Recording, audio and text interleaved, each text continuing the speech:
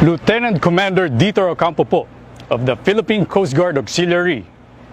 We're in a time when everybody's contribution, no matter how small, can make a big difference.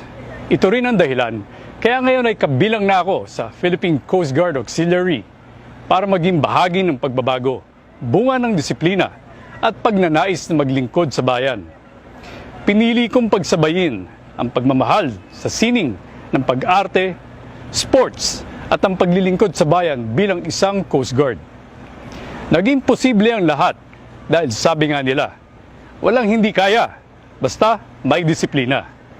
Disiplina rin po ang ating kailangan para maging aktibong kabahagi tayo ng pag-asenso ng bayan at siya rin pangunahing mensahe ng programa ng the Department of Interior and Local Government na disiplina muna.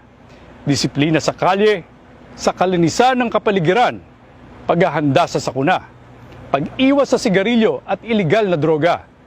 Ilan lang po ito sa mga paraan upang patuloy tayong makapag-ambag sa kaiunlad ng Pilipinas. These are simple and small acts that each of us can do. Simple acts but when sustained and done collectively will make a huge difference. Mga kapwa ko Pilipino na nais maging bahagi ng tunay na pagbabago, suportahan po natin ang Disiplina Muna campaign sapagkat tayong lahat ay mahalagang makakapag-ambag sa ating bayan. D for Dieter, D for Disiplina. Hashtag Disiplina Muna, simulan natin ngayon na.